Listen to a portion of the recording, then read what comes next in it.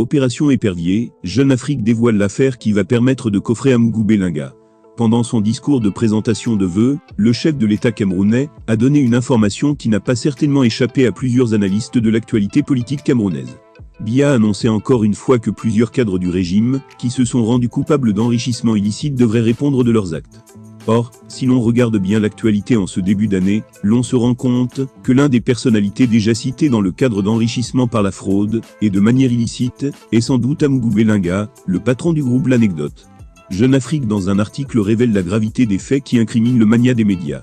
Selon notre confrère, ces affaires sont relatives à des marchés qu'a bénéficié Amougou Bellinga à la présidence de la République.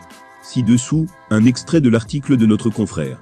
En ce début de 2023, c'est une liste de marchés spéciaux, enregistrés dans un tableau Excel, qui défraie la chronique. Le fichier recense une centaine de commandes ordonnées par la direction de la sécurité présidentielle DSP à un seul et même prestataire, Amougou Bellinga, évalué à 21 milliards de CFA sur une période allant de 2017 à 2021, les paiements correspondant à chaque prestation sont également mentionnés. Contacté par Jeune Afrique, Amougou Bellinga n'a pas donné suite. En dépit de nos sollicitations, la DSP n'a pas non plus souhaité commenter. Il eût pourtant été intéressant de savoir pourquoi elle avait puisé dans la fameuse ligne 65 du budget, un fourre-tout pudiquement intitulé dépenses communes de fonctionnement, et pas dans l'importante enveloppe octroyée annuellement au Palais des Tout-Dits, dont la DSP est l'une des directions. Sous prétexte de protéger le secret défense, le général Ivo Dezancio-Yonwo, patron de la garde rapprochée de Paul Biya, n'a de toute façon jamais répondu à la presse. Certains journalistes se souviennent même que, lorsqu'il assurait encore la protection rapprochée de son mentor, ce colosse d'aujourd'hui 78 ans n'hésitait pas à décocher des coups dans l'abdomen de ceux qui tendaient de trop près leur micro au président. L'affaire ne manque pourtant pas d'intérêt, ne serait-ce que parce qu'un seul prestataire a remporté de façon monopolistique la quasi-totalité des commandes de la DSP.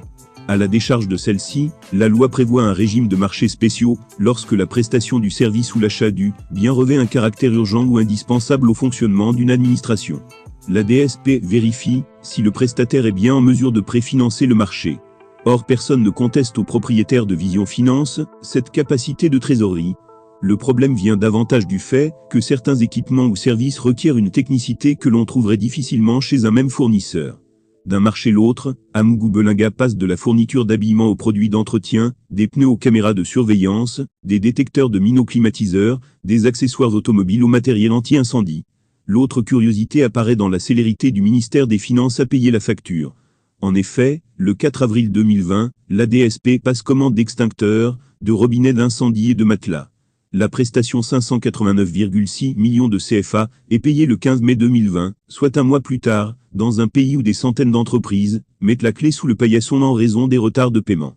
Autre exemple, le 14 février 2020, la DSP passe une commande intitulée habillement au groupe de presse, L'Anecdote appartenant au même surdoué de la commande publique. Et s'acquitte de sa dette 608 millions de CFA, dès le 3 mars 2020. D'autres questions subsistent, mais restent sans réponse.